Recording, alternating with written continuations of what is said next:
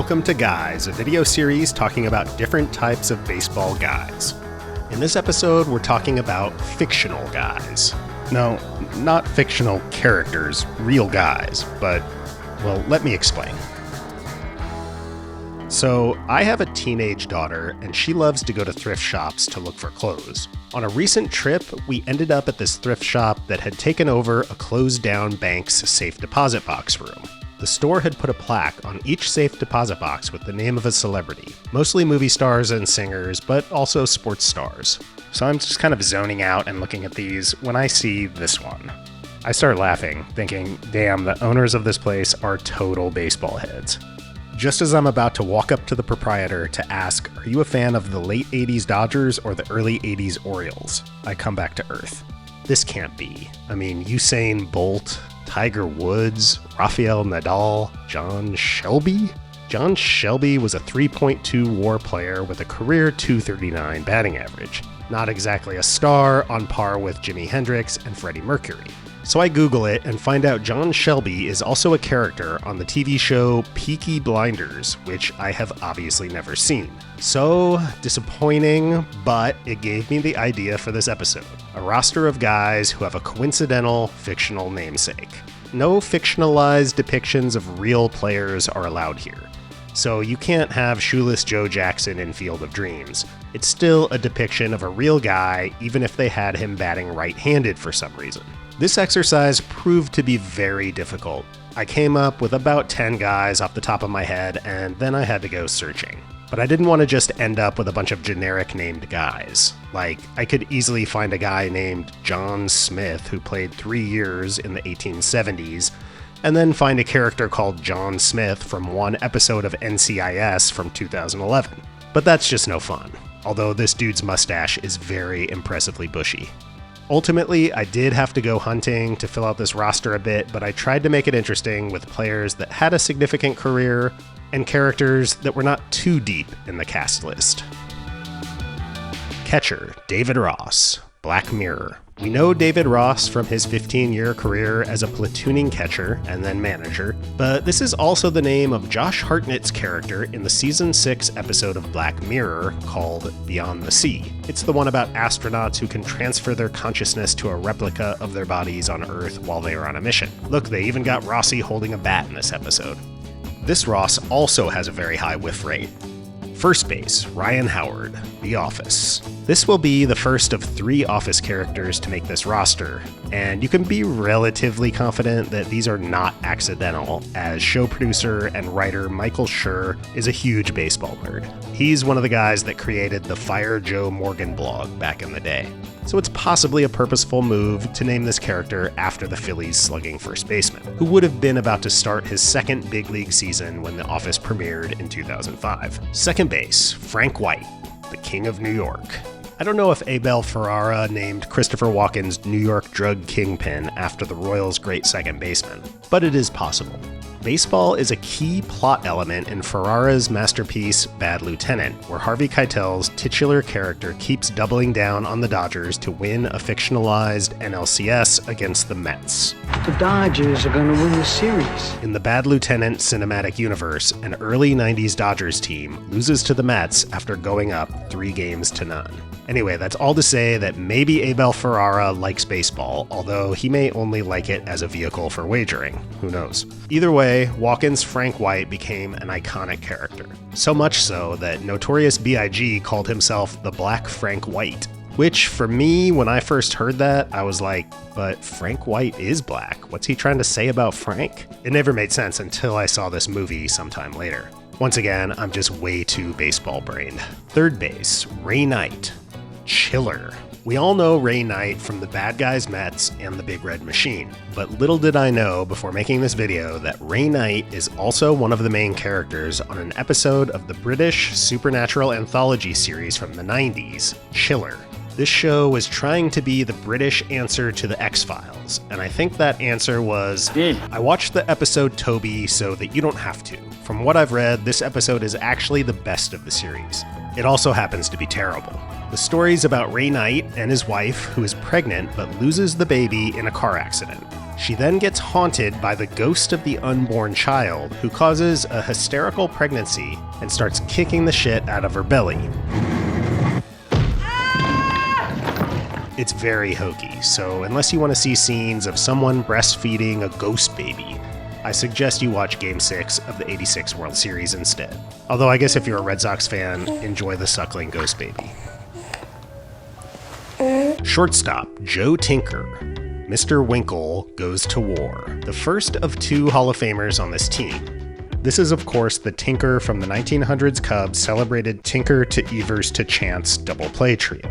Tinker is a marginal Hall of Famer who probably got in, along with Evers and Chance, because of their immortalization in the 1910 poem Baseball's Sad Lexicon. The fictional Joe Tinker comes courtesy of the 1944 wartime comedy Mr. Winkle Goes to War, with Edwin G. Robinson playing Winkle, a middle-aged bank clerk who joins the service and becomes an unlikely war hero in the Pacific, and befriends a fellow old head recruit named, of course, Joe Tinker. Hey, what's your name? Mine's Tinker, Joe Tinker. Not worth seeking out unless you're an Edward G. Robinson completist. Left field, Adam Dunn, Night and the City. I would like to put Dunn at DH, but I've got to stick him in left because I've got another big bat I can't put anywhere else. Obviously, we know Dunn as the Three True Outcomes OG, but it's also the name of a side character in the excellent 1950 film noir, Night and the City. This was directed by the great Jules Dassin in his last Hollywood production before he was blacklisted after being named by fellow directors at House Un-American Activities committee hearings. Dassin would work in France after this movie, eventually directing the influential heist masterpiece, Rififi. Anyway, Adam Dunn in Night and the City is the kindly neighbor of the protagonist, Harry Fabian, a con man on a desperate downward spiral. Dunn is kind of a homer, always hanging around his apartment, and he longs for Fabian's neglected wife, but he routinely strikes out with her. But in the final scene, he does walk her home. Center field, Devon White, The Office. The second of our Office characters allows us an elite defensive center fielder. This minor character's name is actually pronounced Devon White and not Devon White, but we'll count it. Right field, Jeff Burroughs, Restraint. It's a good thing we've got a guy who can cover a lot of ground in center with Devo, because Burroughs was almost as bad of a defensive outfielder as Adam Dunn. Burroughs had one of the lowest WAR MVP wins back in 1974, when he won with a 3.6 WAR season. Nobody really took defense that much into account back then, so it makes sense because Burroughs did tie for the league lead in batting runs with Rod Carew, who probably should have gotten the nod. Jeff Burroughs is also the main character in the B-movie Restraint, starring Bobby Briggs himself, Dana Ashbrook, as a lawyer who marries a younger woman who has gone off her meds. Mental illness is depicted in this film with all the subtlety of the Kids in the Hall skit, Sizzler and Sizzler. We of course are two loud singers! And not two clearly insane people. But this dude is somehow completely oblivious. So much so that he doesn't even pick up on the fact that his new bride has so little interest in sleeping with him that she literally vomits during sex. Whoa.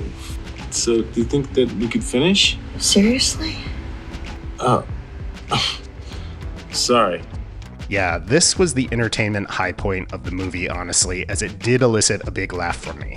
In the end, Sizzler wife kills Bobby Briggs' daughter, and then stabs him and buries him alive out behind his McMansion. Guess I should have given a spoiler alert, but this is not a movie you should watch unless you're a clearly insane person like me. Really, it's not a movie you should even have heard about. But we can blame the 1974 AL MVP for that. Thanks, Jeff Burroughs. DH, Carlos Delgado, Hunter. This is why I had to put Adam Dunn in left field. Gotta get Delgado's bat in the lineup. Delgado's fictional counterpart is a character in a single episode of the late 80s cop show Hunter, which would be a little too obscure if Delgado wasn't played by the great character actor Luis Guzman. This is not Guzman's finest screen moment. Let's start over. Yes, we will. I love you. He plays Carlos Delgado, a recent parolee whose family is involved in the LA drug trade. For unexplained reasons, he's good buddies with Hunter. It's been a long time, man. Thanks for coming. You're welcome. Awkward. Carlos is determined to go clean, but in a plot development that you can see coming from several miles away, he gets taken out. Sorry for the spoiler in case any of you were planning on binging some 1990 Hunter episodes. Rotation, Mike Scott, The Office. Our last Office character is our ace, Mike Scott, who had an odd career trajectory. He didn't really hit his stride until he hit his age 30 season, which is maybe when he started scuffing the baseball, allegedly, and then had his career cut short by a rotator cuff injury. But during his mid-80s run, Scott was terrific, with a split-finger fastball that was absolutely filthy. That's what she said. Steve Rodgers. The Captain America namesake was a great starter in the 70s and early 80s who was a bit forgotten to time due to spending his entire career in Montreal. This gives us a great 1-2 punch at the top of the rotation. Surprising that Rodgers never got the nickname Captain America, or Capitaine Amérique. C'est bien le cul de l'Amérique. But I guess people weren't terminally Marvel-brained in the 80s. Jim Wilson, On Dangerous Ground. Okay, this is one where I did a bit of fishing for generic names, and the classic period of film noir is a fertile ground for characters with generic names. This movie, which stars Robert Ryan as hard-nosed cop Jim Wilson, has all the elements of the classic noir, but leans a bit too heavily into melodrama for my liking. And Jim Wilson, the baseball player, was an average-ish pitcher who recorded 11.2 WAR in the 40s and 50s. Perhaps he would have had a better career had he not suffered a devastating injury in his rookie season in 1945 when a Hank Greenberg line drive fractured his skull. According to a sports writer, the ball was hit so hard it lifted Wilson off the ground, spun him around, and dropped him flat on his face. The brain surgeon said the imprint of the ball was left in his skull and that Wilson would never pitch again. He struggled to get back, but did eventually return to the majors full-time in 1951 and played 8 more seasons, making 3 All-Star teams. He would later become a VP and general manager of the Milwaukee Brewers. John Farrell, Gilda. Here's another film noir name, Johnny Farrell from the film Gilda, which is most known nowadays from this shot of Rita Hayworth used in Shawshank Redemption. This is a pretty solid noir made great by Hayworth's glamorous screen presence. Glenn Ford plays her ex, Johnny, a card sharp who runs into her in a Buenos Aires casino. And of course we know baseball John Farrell from his days managing the Red Sox and Blue Jays, but he was a solid starter for some bad late 80s Cleveland teams before elbow injuries shortened his career. Dillon Gee, Severance. I guess the snarky data refiner's last name is actually George, but he's known as Dillon Gee throughout the show, so we'll count it. His baseball outie, Dillon Gee, was a mediocre starter. I doubt he was ever compensated with a waffle party for his pitching efforts. Bullpen, Lee Smith, Civil War. Okay, I've got a bone to pick with this one. The movie is okay. I didn't love it, especially since it takes what can't help but be a provocative premise and waters it down by making it more about war journalist ethics, a story which could have been told, honestly, in the setting of any historical or fictional armed conflict. So it feels like a bit of a gimmick to me. That said, there were some solid set pieces in this, especially the raid on the Oval Office. But the main problem I have with it is that Kirsten Dunst's character is named Lee Smith. Lee Smith, the freaking Hall of Fame relief pitcher. Hell, why don't you just call her Babe Ruth? I'm aware I'm overly baseball-brained, but I find this a bit insulting, knowing that the director is British. Very much this moment, but inverted. Only a British filmmaker would make a movie about an American Civil War and incidentally name the protagonist the same name as a Hall of Fame baseball player. You know, national pastime and all that. This would be like me going over to England and making a movie about an English Civil War and naming the protagonist Wayne Rooney or something. Like, did you not Google the name? And I know they're trying to reference famous photographer Lee Miller with that name choice, but they could have gone with Lee anything. What about Lee Cooper? Lee Baker, see? There you go, Alex Garland. Anyway, we all know the baseball Lee Smith was a badass reliever. Mike Timlin, inside Llewyn Davis. In this Coen Brothers masterpiece, Mike Timlin is the name of Llewyn Davis's old musical partner who committed suicide prior to the events in the film and is only seen on album covers and heard as the voice of one of the Mumford Sons. Baseball Mike Timlin served as a longtime quality setup man and occasional closer for 18 seasons. If this movie had come out earlier, maybe Timlin could have used Fare Thee Well by Timlin and Davis as his entrance song. If I had wings, I know it. Really get the crowd pumped. I'd fly the river. Joe Ross, the Spanish prisoner. Campbell Scott plays Joe Ross in this David Mamet-directed con game movie. It's not as good as Mamet's previous movie about con men, House of Games, but it's an enjoyable thriller if you have a high tolerance for Mamet cadence. I didn't look, I didn't want to intrude. Why would I want to intrude? And pitcher Joe Ross gives us a competent enough swingman type. Jackie Brown. Jackie Brown is of course the protagonist of the great Tarantino film, but not the original Elmore Leonard novel, Rum Punch, in which she was named Jackie Burke. Tarantino changed it to Brown as a reference to Pam Grier's starring role in 1974's Foxy Brown. I happened on to the baseball Jackie Brown accidentally as I was looking at Jeff Burroughs' 1974. One of the top pitchers on that Rangers team was this tobacco-chewing wild man, King Lear. And I actually found Shakespeare trading cards for this one. Okay, so this one's kind of cheating since of course this was a nickname, but it was a nickname that stuck hard enough to make that his official baseball reference name. He had a real short 2-year career as a cromulent swingman. And of course we know the Shakespeare play. I'm no Shakespeare fanatic, but my favorite adaptation is probably Akira Kurosawa's Ran, which sets King Lear in 16th century Japan. Armando Benitez, the Good Doctor. The Good Doctor became a viral meme recently for its ham-fisted depictions of an autistic doctor. I am a surgeon! I am a surgeon! Dr. Hahn, I am a surgeon! Yeah, it really is mind-boggling that this is a real show that has been airing on ABC for 7 years. Anyway, Armando Benitez is a character on a season 2 episode who tries to extort the family business away from his brother in exchange for donating his kidney to save the brother's life. Everything in life is transactional, and in this case, I've got all the leverage. Leverage? And speaking of leverage, our baseball Benitez also knew all about leverage, coming into games in extremely high leverage situations and striking out a lot of dudes. He also tried to take out one of Tino Martinez's kidneys in 1998, which led to an epic Yankees-Orioles brawl, culminating in a Darryl Strawberry left to Armando's head. Edwin Diaz, the Devil's Own. And we'll round out the pitching staff with another great closer, Edwin Diaz. The Devil's Own is a mediocre 90s thriller with Harrison Ford playing a Staten Island cop who provides room and board for Irish Brad Pitt, who Ford doesn't know is on a mission for the Provisional IRA.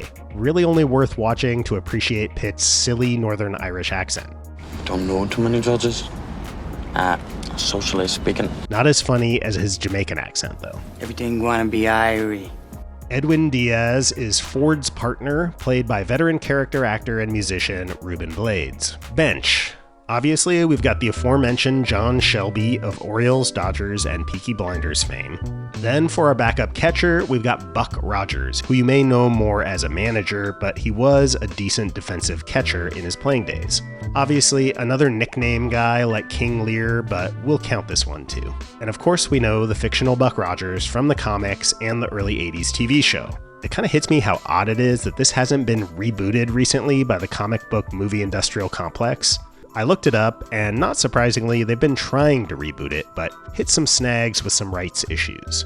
Looks like there's possibly a series coming out starring George Clooney. But I am so sick of comic book movies, I think I'd be more interested in watching George Clooney in a Buck Rodgers baseball biopic. John Vukovich, third base, second base. To Live and Die in LA. Underrated Billy Friedkin cop movie from the 80s with a Wang Chung theme song and a great car chase. It stars William Peterson as an obsessive and unethical detective investigating a counterfeiter, played with psychotic gusto by Willem Dafoe. Peterson's partner is the straight-laced John Vukovich, who is along for the ride, literally, in a great wrong way on the highway chase sequence. Wish I could say that the baseball John Vukovich was as underrated as that movie, but he was a sub-replacement level infielder with an okay glove. But he does give us a good clubhouse guy who was beloved by Philadelphia fans and teammates. Also, very surprising to me that he's of no relation to 1980 Phillies teammate George Vukovich. What are the chances that two unrelated Vukoviches end up on the same team and win the damn World Series? Frank Duffy, Scarecrow and Mrs. King. Okay, this is a real deep cut in both respects. I have vivid memories of seeing ads for this TV show all the time when I was a kid, but I've never seen an episode. Apparently it was about a divorced housewife who teams up with a secret agent, codenamed Scarecrow obviously, to do espionage and solve crimes and stuff. Man, they just don't come up with stuff like this anymore. Maybe George Clooney should reboot this, but with him as the divorced house husband, Scarecrow and Mr. King. Man, that's stupid. I gotta figure out what I'm doing with my life. But anyway, there was a character named Agent Frank Duffy, who was on 18 episodes, and I guess that's him there. The baseball Frank Duffy was a first-round Reds draft pick who was a pretty slick fielding shortstop with no bat. But I find him really interesting for the fact that he was part of two massively lopsided trades in 1971, both of which were devastating for the Giants.